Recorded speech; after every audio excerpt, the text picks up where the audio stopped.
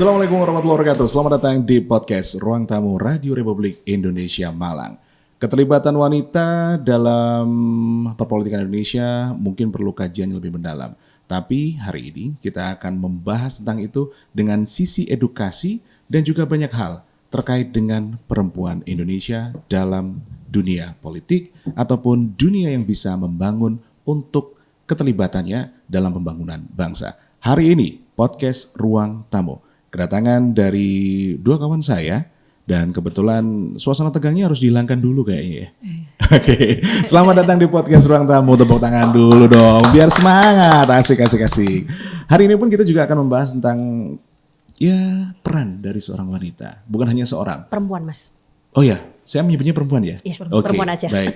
Sekarang sudah menjadi perempuan? Atau memang kata perempuan itu menjadi sangat luar biasa? Atau seperti apa? Ya, karena secara politik pilihan kata wanita itu lebih banyak digunakan pada saat Orde Baru ya. Oke. Yang kemudian itu biasanya, ini kepanjangannya itu Wani Ditoto. Jadi kayaknya lebih negatif gitu daripada kata perempuan yang diempukan yang berarti lebih dihormati gitu. Oke, baik. Anda baru melihat, mendengar, dan penjelasan dari Mbak Juwita Hayuning Prastiwi SIP MIIP dari dosen FISIP UB. Oke, Universitas Brawijaya, dan saya juga bersama dengan Mbak Sri Wahyuni dari analis kebijakan ahli muda Bages Bangpol Kabupaten Malang. Iya, siap. Santai banget ya hari ini kita ngobrolnya. Iya. Boleh. Oke. Saya ke Mbak Juwita dulu deh. Mbak Juwita, sebenarnya peran perempuan dalam dunia perpolitikan itu seperti apa sih harusnya? Oke, jadi sebenarnya perempuan itu kan punya jangkauan pengalaman yang berbeda begitu ya dibandingkan dengan laki-laki atau dibandingkan dengan jenis kelamin lain. Oleh karenanya, karena alasan punya jangkauan pengalaman yang berbeda itu, maka perempuan itu seharusnya punya wakil, yaitu wakilnya adalah perempuan juga. Oke. Karena misalnya gini, perempuan itu yang punya pengalaman, punya kebutuhan khusus dan situasi khas, misalnya karena dia menstruasi, dia merasakan bagaimana sakitnya menstruasi, dia pernah hamil, dia tahu rasanya atau sulitnya mengalami kehamilan. Betul. Kemudian melahirkan juga rasanya seperti apa, kemudian ketika harus menyusui apa yang dia butuhkan, misalnya seorang perempuan misalnya ketika di ruang publik merasa kesulitan karena tidak adanya ruang laktasi untuk mengganti popok aneh dan seterusnya. Jadi ada jangkauan pengalaman yang berbeda yang itu mungkin harusnya lebih bisa dimengerti atau dipahami ketika perempuan juga yang mewakili dia. Oke. Dari sisi akademis, jenengan kan ini bertemu dengan banyak calon-calon perempuan pemimpin Indonesia lah. Nah, bagaimana partisipasi dari para mahasiswi yang memang ingin terlibat dalam dunia perpolitikan? Ya, sepanjang pengetahuan saya memang kalau dalam konteks memasuki jabatan publik jabatan publik di dalam pemerintahan, memang ada peraturan di dalam undang-undang pemilu itu, termasuk di dalam undang-undang partai politik itu harus punya minimal, kalau di partai politik minimal pengurus perempuan sebanyak 30%, di dalam daftar calon pemilu juga minimal 30%, namun memang dalam beberapa pemilu terakhir itu kan sebagai satu kewajiban mau nggak mau harus dipenuhi. Kalau tidak dipenuhi maka partai politik itu tidak bisa lolos menjadi partai politik peserta pemilu. Dan sejauh ini sih capaian kuantitatifnya bagus banget. Bagus bangetnya dalam artian pengurusnya pasti lebih dari 30%, pengurus parpol peserta pemilu, kemudian jumlah calon perempuannya juga pasti lebih dari 30%, itu juga bagus banget. Cuman saya memang ada curhat-curhat di belakangnya. Ada cumannya, berarti ada sesuatu yang harus kita kaji dan gali lebih dalam ini. Ya karena partai politik itu sebenarnya secara internal ada curhat-curhatnya juga. Mereka kesulitan untuk mencari perempuan yang mau dicalekkan sebenarnya. Ada kesulitan itu. Emang benar Mbak Yun gitu ya? Ini harus ada peran dari Bages Bangpol seperti apa ini kalau di Kabupaten Malang? Ya, terima kasih. Kalau di kita Bages Bangpol khususnya kan masuk dalam pemerintah daerah pemerintah. Di Kesbangpol itu hanya untuk fasilitasi penyelenggara pendidikan politik dan itu sudah diatur pada Permendagri nomor 36 tahun 2010 tentang fasilitasi penyelenggaraan pendidikan politik. Kita sudah melakukan kegiatan pendidikan politik di sekolah-sekolah dengan masyarakat, gender wanita itu audiennya itu dari perempuan dan gendernya. Kita usahakan itu untuk ke masyarakat yang notabene itu partisipasinya lebih tinggi. Tahun 2024 itu pemilih perempuannya lebih tinggi dari laki-laki. Pemilih perempuannya itu 312.901 suara. Sedangkan laki-laki itu 300.092 suara. Tapi memang yang lebih banyak itu pemilih general milenial ya, pemilih pemula. Dan kita sudah melaksanakan pendidikan politik di pemilih pemula di SMA sebagai penyelenggara pendidikan politik ada di Bagus Bangpol. Itu ada target tersendiri? Kita target itu tidak ada target ya, tidak karena target. Terkendala dengan anggaran juga itu ya kalau di pemerintah daerah. Jadi kita di tahun 2024 kita menyelenggarakan 11 kegiatan pendidikan politik. Dan di tahun 2025 ini ada 9 kegiatan pendidikan politik. Kalau berbicara tentang gender perempuan, kita juga bisa bekerja sama dengan Dinas Pemberdayaan Perempuan dan Anak di Kabupaten Malang. Jadi kita bisa memilah tentang gender yang ada di Kabupaten Malang, kita menjadikan audiensnya gitu. Oke, Kabupaten Malang kan 33 kecamatan. Betul. Jangkauannya luas. Kolaborasi dengan akademisi seperti apa nih harusnya? Menemukan formula yang tepat agar perempuan ini bisa berpartisipasi sampai parlemen, bahkan menjadi wakil rakyat. Atau malah justru jadi pimpinan. Dua-duanya boleh, kolaborasi. Ini berarti ada dua ini. Kolaborasi seperti apa? Kebetulan tahun ini kita mau mulai kolaborasi kita ya. Iya. Sebenarnya secara personal, kebetulan saya dari program studi ilmu politik dengan Bakes Bangpol Kabupaten Malang itu sudah beberapa kali ketemu dalam kolaborasi. Kalau nggak salah kita mulainya ketemunya di 2023 ya Mbak ya. 2023. Nah tapi tahun ini kita mau mematangkan kolaborasi itu, mau mengembangkan kolaborasi itu. Jadi kolaborasi itu bukan hanya sekedar mengundang teman-teman dari UB sebagai narasumber, tapi kita juga sharing untuk program. Konkretnya seperti apa nih? Jadi misalnya kita di bulan April 2025 ini kita merencanakan ada Akademi Kepemimpinan Muda. Oke. Yang itu dilakukan di UB nanti bentuk kegiatannya itu nanti ada seperti pelatihan begitu dengan narasumber dari tidak hanya dari UB tapi juga ada dari Bakesbang dan dari teman-teman kelompok masyarakat sipil. Itu untuk semua berarti ya? Untuk dari Pria perempuan dari kabupaten atau seperti dari apa? Kabupaten Malang. Atau khusus untuk perempuan atau seperti apa? Tidak, selama bisa perempuan bisa laki-laki, tapi memang apa namanya semacam kalau bisa itu perempuan gitu. Oh gitu. Kalau bisa itu perempuan dan muda. Oh gitu ya. Perempuan dan muda. Oke, anggaplah menjadi kawah Chandra di mukanya lah ya. Iya. Soal pendidikan itu. Kita mulai program awalnya gitu ya Mbak. Betul. Ya. Insya Allah di bulan April besok ini. Kalau tahun ini ada target khusus dari Bakes Bangpol terkait hal ini? Kalau tahun ini ada, kita bekerja sama dengan UB ya, tanggal di bulan April nanti kita ada jadi sharing kegiatan Sharing lah, kegiatan ya aja. dari Bakes Bangpol dan dari UB akademisi. Oke, saya penasaran dengan strategi sebenarnya. Karena dengan luasnya wilayah Kabupaten Malang ini. Iya.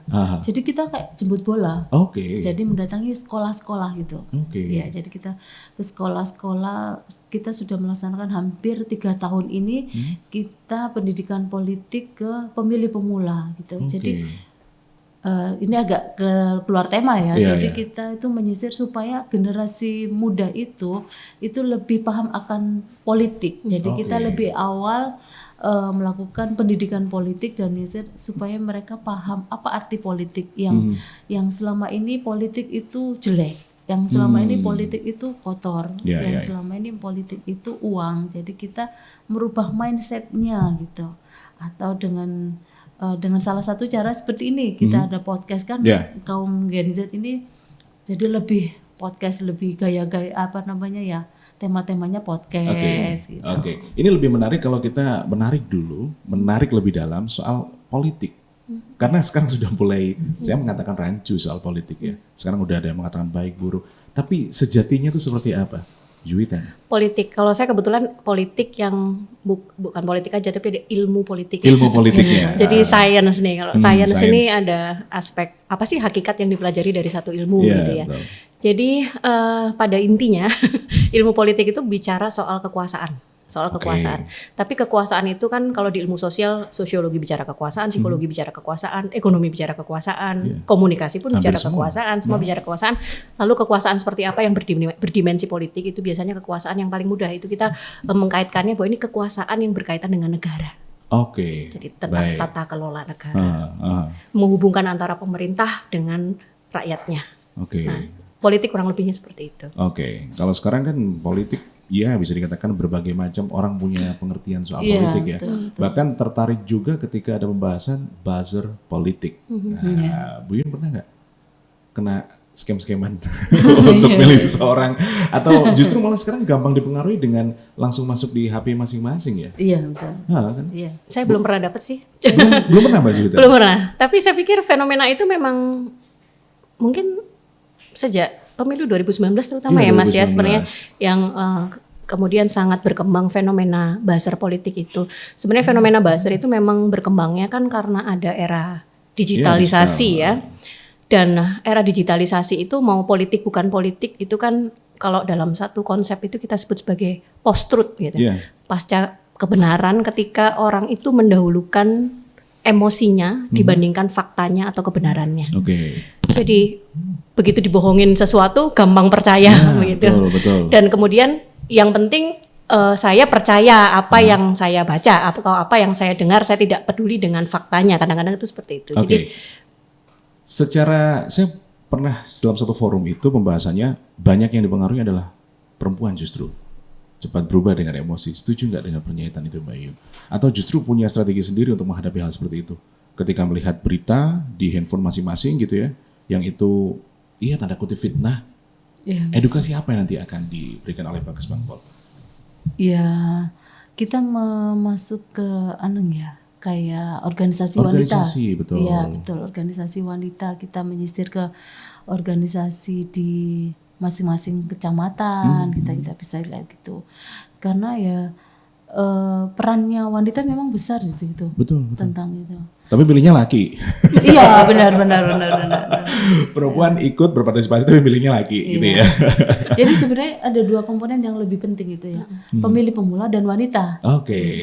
Pemilih perempuan itu ya tadi ya. Oke. Menarik kalau kita mengkaji lebih dalam, ini bisa panjang berhari-hari Pak. satu semester Mas. Satu semester. Tapi lihat dari apa yang dilaksanakan di 2024, kabupaten termasuk untuk partisipasi pemilihan juga tinggi ya. Tinggi ya. Yang kemarin di 2024 ya. Iya. Dan tahun ini pun juga untuk keterlibatan lebih pada edukasi yang dilakukan oleh Pak Kesbangpol. Iya, edukasi. Oke. Ya. Edukasinya menyeluruh atau seperti apa? Sampai ada batasan usia berapa yang bisa diberikan untuk hal-hal pendidikan soal perpolitikan ataupun juga peran dari perempuan ini gitu. Oh iya. Mulai SD, SMP atau SMA?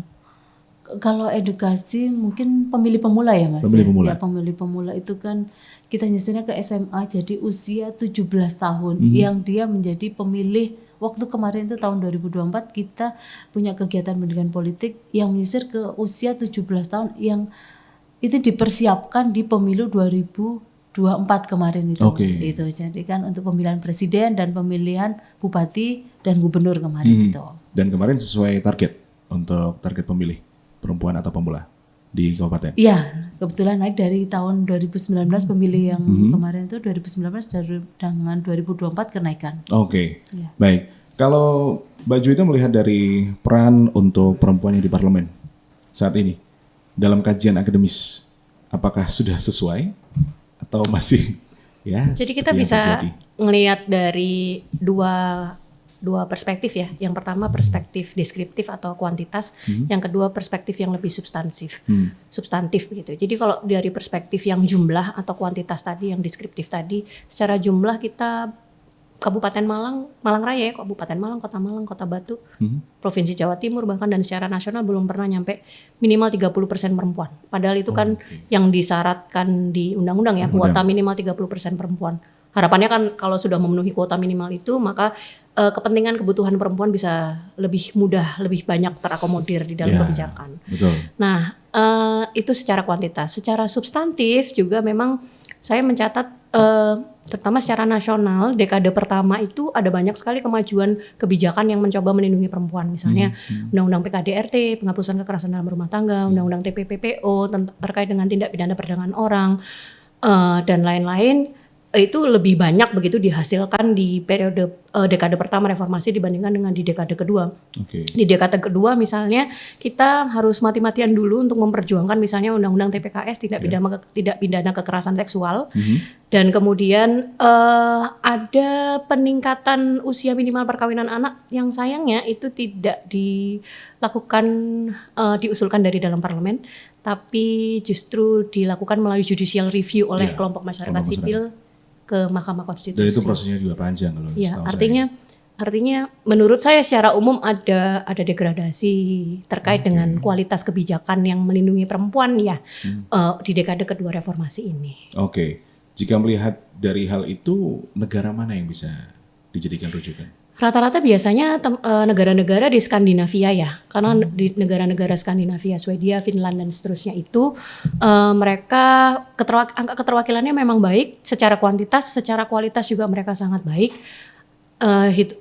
Misalnya ketika kita membahas soal cuti melahirkan, mereka tidak hanya memberi cuti melahirkan untuk ibunya yang melahirkan, tapi juga mereka memberi cuti melahirkan untuk bapaknya, dan bahkan itu full gajinya misalnya tidak dipotong. Ini kan tentu sangat berbeda sekali dengan di Indonesia yang kita sebagai perempuan saja tidak sampai 6 bulan, tapi ASI eksklusifnya dituntut 6 bulan.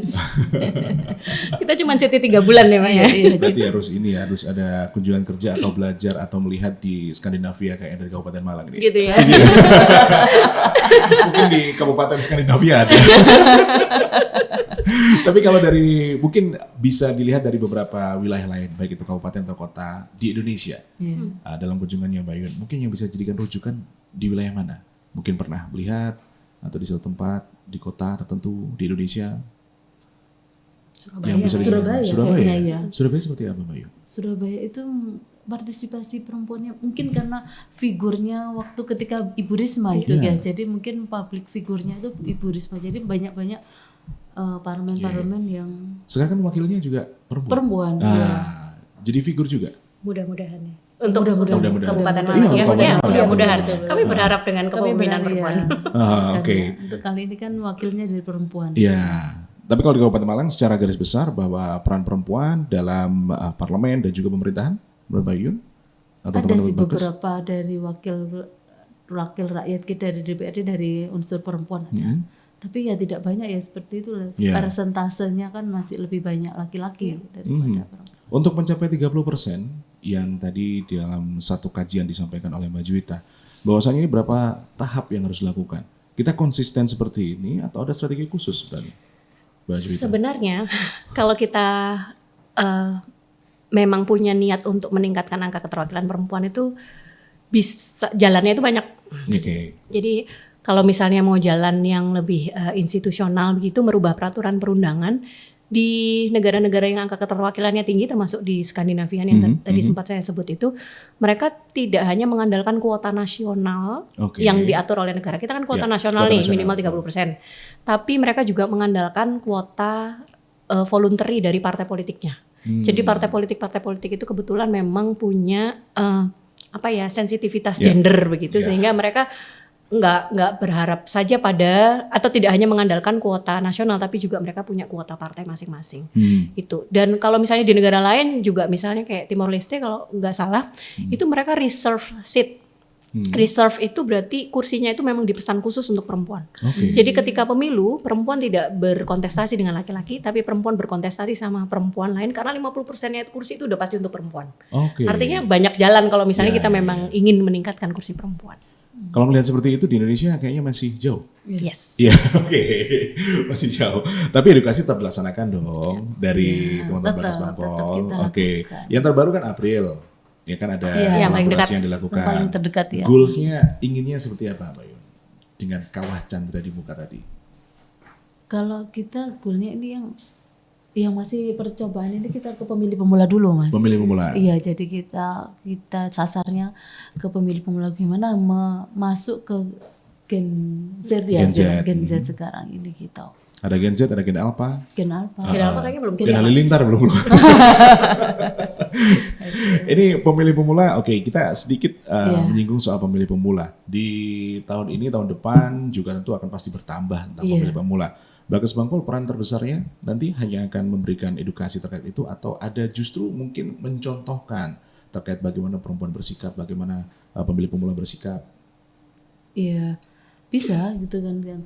Kalau perempuan kita pasti akan bekerja sama dengan stakeholder yang ada ya. Mungkin kita masuk ke organisasi wanita di kecamatan atau fatayat itu kan banyak kan. Jadi kalau di daerah itu ya di kecamatan, fatayat ataupun organisasi wanita itu kuat gitu kuat banget gitu daripada di kota gitu kalau saya lihat itu.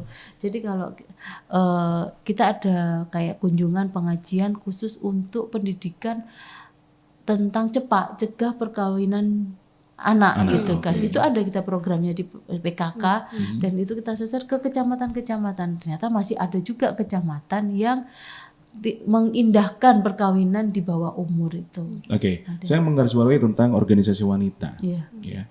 Terkait dengan organisasi yang ada di Indonesia ini kan begitu luar biasa. Iya, banyak banget. Tapi teman-teman dari Bakes Bangpol juga melakukan filterisasi tentang terkait dengan organisasi organisasi wanita ini. ada. Oke. Itu seperti apa? Karena kita juga banyak yang masih bingung soal arah tujuan begitu. Hanya terbentuk saja organisasi wanita, tapi arah tujuannya kemana kan masih belum ada. Filterisasinya gimana dari Bakes Bangpol? Kalau filter secara spesifikasi sih kita susah gitu susah gitu. Tapi kita lihat dengan organisasi itu kita lihat berbadan hukum atau apa gitu kan. Banyak masih sebatas itu ya? Mbak Juwita ya? Akhirnya ya. Kurang detail. Susah Karena ya. saya takutkan ada beberapa teman-teman, mungkin saya menyebutnya teman-teman kaum feminis yang bisa hadir dari Eropa, itu kan mereka begitu berani ya.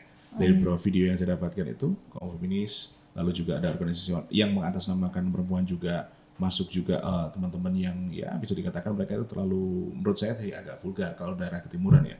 Kita memfilternya itu seperti apa nanti? Kenapa? Karena gampang tembus nanti takutnya. Sebenarnya kalau di Kabupaten Malang ya, kalau bicara soal organisasi masyarakat sipil. Organisasi masyarakat sipil itu kan macam-macam ya, ada NGO di dalamnya, ada ormas di dalamnya, ada gerakan mahasiswa, ada kelompok adat dan kelompok profesi dan lain-lain. Nah, tapi kalau kelompok masyarakat sipil secara spesifik bicara yang fokus pada isu perempuan itu mungkin ada dua ya, satu ormas, satu NGO. NGO itu juga saya kenal dengan beberapa NGO Kabupaten Malang itu juga tidak sedikit dan itu bagus menurut saya. Nah, salah satunya misalnya Koalisi Perempuan untuk Kepemimpinan. Ya, betul. Kemudian ada Rumpun. Saya sempat ikut hearing dengan Komisi 2 di 2 tahun yang lalu itu diajak teman-teman KPUK dan juga Rumpun untuk hearing di Kabupaten Malang, di DPRD Kabupaten Malang untuk hearing berkaitan dengan isu perkawinan anak di Kabupaten Malang. Saya pikir sejauh yang saya tahu tidak ada yang mengkhawatirkan terkait dengan organisasi perempuan di Kabupaten Malang, justru mereka bisa berkontribusi ya. Dengan sumber daya mandirinya mereka bahkan untuk mencoba untuk mengatasi isu-isu yang ada di Kabupaten Malang. Salah satunya yang pernah saya ikuti tadi tentang perkawinan anak. Oke. Jadi masih alhamdulillah ya kita punya filter dari masyarakatnya sendiri. Karena kalau di Eropa ataupun di negara mereka kan mereka begitu bebas untuk organisasi wanita ini. Ini begitu luar biasa. Namun jika melihat dari apa yang ada dari teman-teman Bakes Bangpol sendiri, kalau melihat ke depannya dalam jangka waktu 2025, goals terbesarnya inginnya apa khususnya untuk para perempuan ini? Ada yang menjadi pemimpin apa? Iya betul. Karena kita kan masih terkotak dengan tupoksi ya, tugas pokok dan fungsi itu. Jadi kita berada di penyelenggara pendidikan politiknya aja Mas. Gitu. Jadi edukasinya aja gitu ya. Dalam edukasi tentu akademisi berperan aktif di sana. Betul. Bagaimana dengan praktisi, Bu Juwita atau Mbak Juwita? Kalau praktisi mungkin karena kita ngomongnya konteks politik ya Mbak. Jadi mungkin praktisinya anggota dewan bisa kita sebut praktisi nggak sih? Bisa. Praktisi. Dalam konteks ini ya, dalam konteks politik. Betul. Teman-teman Bakes Bang itu seringkali mengundang saya juga, tidak hanya saya akademisi, tapi juga pasti ada anggota dewannya biasanya untuk ngomong. Sebenarnya hari ini juga harusnya ada anggota DPRD, tapi sayangnya sepertinya mereka sedang ada FGD, jadi ada yang berhalangan hadir. Oke. Jadi memang perlu untuk bisa mendatangkan yang memang sudah terjun langsung. Terjun langsung. Oke. Kalau melihat dari Kabupaten Malang ini dengan saya melihatnya Kabupaten Malang selalu ingat dengan luas wilayahnya. Betul. Lalu juga wanita ya atau perempuan ya yang lebih banyak ya. Pemilihnya, betul. Ini kan akan menjadi hal yang agak sedikit mungkin berat. Iya kan? Mungkin berat. Tapi strategi khusus yang bisa disiapkan selain untuk memberikan edukasi perpolitikan ataupun juga untuk menjadi pemimpin, ada hal lain mungkin yang disiapkan khusus jika melihat dari geografis ataupun juga psikologi dari seluruh masyarakat yang ada di Malang gitu. Mayoritas petani kan ya? Atau ada hal lain? Atau pedagang atau apa mayoritas di Kabupaten Malang? Sepertinya petani. Sekarang petani. Pertanian. Itu. Ada pernah menemukan ketika melakukan edukasi seperti itu, tanggapan masyarakatnya beda? Iya. Kita biasanya ini Mbak apa namanya? Langsung dihantam dengan politik duit-duitan, politik uang. Pertanyaan soal politik uang tuh yang jelas selalu muncul selalu muncul karena memang itu fenomena yang nggak tahu ya. Hampir semua masyarakat itu mengalami itu ya. Jadi dan sulit juga begitu bagaimana cara mengatasi politik uang itu. Cuman kalau dalam konteks kerjasama antara biasanya akademisi dengan Bakes Bangpol Kabupaten Malang itu biasanya kita yang diundang pimpinan ini ya Mbak ya, kepala desa kemudian kalaupun organisasi masyarakat, kalaupun tidak begitu bukan dua tadi itu kita ke siswa SMA ya, ke siswa-siswa SMA. Saya takutnya kena ubur-ubur ikan lele, yang penting duit le. Takutnya kena itu viralnya. Itu pasti jadi selalu muncul sebagai pertanyaan soal food buying ya. Oke, food buying. Oke, baik. Jika kita membahas tema yang ada saat ini, tentu kita akan memberikan hal terbaiknya bahwa perempuan harus turut serta dalam pembangunan, baik itu di parlemen ataupun juga menjadi pimpinan di pemerintahan tentunya. Ada pesan khusus dari Mbak Yun kepada seluruh perempuan yang nonton kita? Pesan khususnya gitu gini, kesampingkan dulu pepatah yang perempuan itu hanya di rumah, pendidikan itu tidak penting itu. Tapi kita perempuan harus maju di era sekarang ini ya. Perempuan harus maju di era sekarang ini. Oke, saya catat sebagai quote of the day. Yes. Dari hari ini? Kata-kata hari ini harus maju. Dari Mbak Juta seperti apa?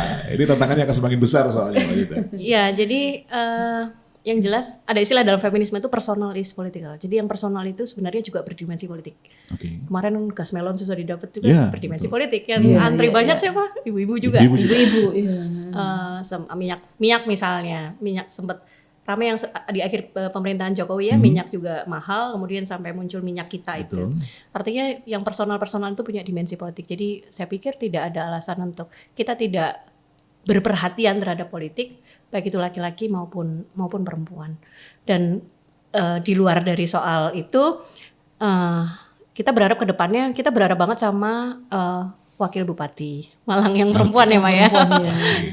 Mudah-mudahan bisa mempraktekkan keterwakilan substantif begitu yang memperhatikan kebutuhan dan kepentingan perempuan. Baik. Mungkin itu. Semoga akan menjadi maju dan memberikan edukasi, perpolitikan dan tentunya kebangsaan untuk perempuan di seluruh Indonesia. Terima kasih dua kawan saya perempuan yang begitu luar biasa telah hadir di podcast Ruang Tamu RRI Malang.